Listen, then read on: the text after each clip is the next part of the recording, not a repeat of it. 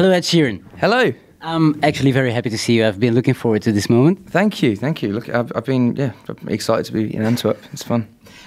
This is quite an amazing story for you. The last 5-6 years. What an amazing ride it's been. It's been a cool ride, yeah. It's been nuts to see how it's kind of worked in Belgium. Because when I first came here, I remember playing Brussels and it being the smallest date on the tour, and we didn't sell it out. And then the next time we came, it was a little bit bigger, but it was still the smallest that we were doing in Europe. And Brussels has been like, Belgium as a whole has been like a while to break. And then they just presented me a double platinum award. So I think it's kind of like it's happened now, which is cool. Yeah, I read that you consider your new album Divide like the real start of your career, which sounds kind of amazing.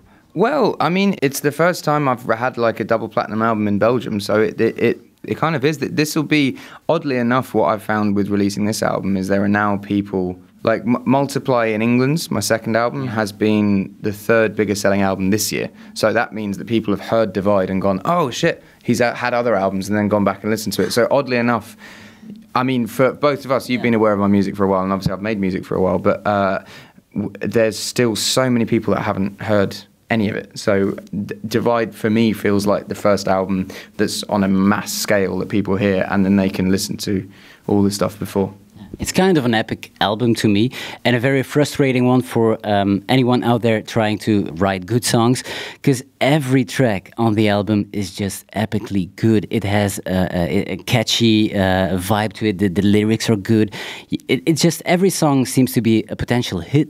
That's amazing. Thank you. I think, yeah, it sounds more calculated than it was. I just wanted to make sure every song on the album had a reason for being there, and I wanted it to be the best song it possibly could. So I guess that's why each song sounds singly, because I wanted to put the best track on, basically. Okay. Then we have to talk about Shape of You. It will be this weekend, the 12th week in a row, #1 in Belgium. No other British artist has done that before you. You're the first one to do it. Not even Adele. No one has done it before you. That's just amazing. That's mental. Where did you write it? What was the story behind Shape of You? It was with a guy called Steve Mack. Steve is probably like top 3 producers in the world and songwriters, and he'd done some stuff with Anne-Marie, and I'd finished my album, and I said I want to go in with Steve Mack because he has contacts to write for other people. So he'll have like a list, and they'll be like, oh, this person needs songs, this person needs songs, and then he'll write them and send it off. So I was like, I want to go in for a month before I start promo and just write loads of songs for other people. And the first song we wrote was Shape of You, and because I'd written it with someone else in mind, I didn't really even think about it for me. And it took someone like Steve sort of nudging me a bunch of times, being like, I think you'll do this really well. What do you consider your biggest achievement until now? Because you've been playing music now for such a long time already. What is it for you? Probably getting a house. And that was just after record deal. So I just signed a record deal, and I just had 18B, a single.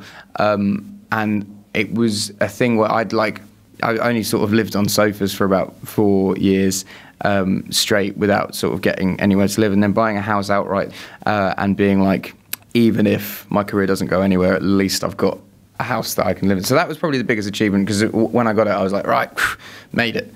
And in the other direction, things you want to do, like real achievements you want to have in the future, things you want to do? I really want, I had a taste of playing stadiums in UK, Australia and America, but I really want to be able to do that in every country. You can't really get above that level. Once you're at that level, you just sort of like peter there for a bit.